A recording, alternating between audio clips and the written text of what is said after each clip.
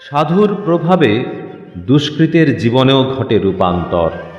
যেমন পরিবর্তিত হয়েছিল একটি চোরের জীবন সাধুদের সংস্পর্শে এসে। রাজার বাড়িতে চুরি করতে গিয়েছে চোর। রাজা রানী গল্প করছেন আর চোর দাঁড়িয়ে শুনছে। রানী বলছেন, দিন রাত রাজকার্য নিয়েই তো তুমি ব্যস্ত, এদিকে ঘরের খবর যে কিছুই রাখো না। কেন, কি হলো আবার? তোমার মেয়ে যে দিনে দিনে বড় হচ্ছে, তার একটা ব্যবস্থা করতে হবে তো। ও, এই কথা। কিন্তু অনেক সম্বন্ধই তো এলো রানী, তোমারই তো কাউকে পছন্দ হয় না। আচ্ছা, একটা কাজ করলে হয় না? কি কাজ? আচ্ছা, তোমার মেয়ে তো ঠাকুর দেবতা নিয়েই থাকতে ভালোবাসে। কোনো সাধুর সঙ্গে যদি তার বিয়ে দেওয়া হয় তাহলে মন্দ কি? কাছের তীর্থে তো অনেক সাধুই এসেছেন। খুব ভালো কথা। আমাদের ওই সাধু জামাই তখন হবে রাজ্যের অধিকারী। তাহলে শুভস্য শীঘ্রম। কালকেই এর ব্যবস্থা করব রানী। চোরের তখন ইচ্ছে জাগল রাজ অধীশ্বর হওয়ার।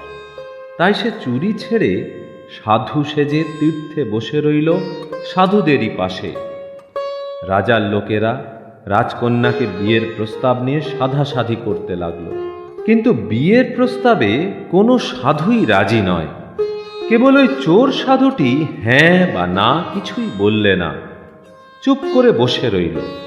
পরের দিন রাজা স্বয়ং উপস্থিত হলেন ওই চোর সাধুটির কাছে। রাজাকে আসতে দেখে সাধুটি ধ্যানস্থ হয়ে পড়ল।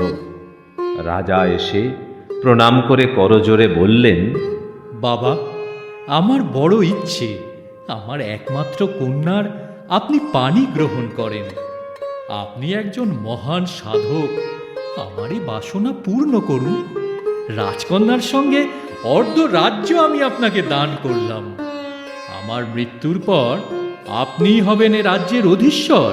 হায় ভগবান, এ কি তাজ্জব ব্যাপার! আমি সাধু নই, আমি চোর। চোর? সাধুদের পাশে সাধু সেজে বসে আছি বলে উনি আমাকে সাধু ভাবছেন? কি বলছেন বাবা, আপনি চোর? না না, তা হতেই পারে না।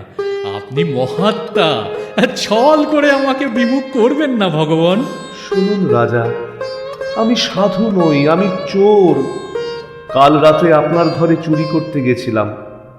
আপনাদের কথা আমি শুনেছিলাম। রাজ্যের লোভে এখন ভণ্ড সাধু সেজে বসে আছি। আর তাতেই আপনি রাজা হয়েও আমার পায়ে লুটোচ্ছেন। রাজকন্যা ও রাজ্য নিয়ে সাধাসাধি করছেন। আচ্ছা আচ্ছা, আমি যদি সত্যি সাধু হতে পারি তাহলে কত কি না লাভ করতে পারি। আজ থেকে আমি সত্যিকারের সাধু হব। ক্ষণিকের সাধু সঙ্গ আমার জীবনে এনে দিল পরম প্রাপ্তির খবর। আপনি ঘরে ফিরে যান রাজা, আমি চললাম আমার ব্রত সাধনে।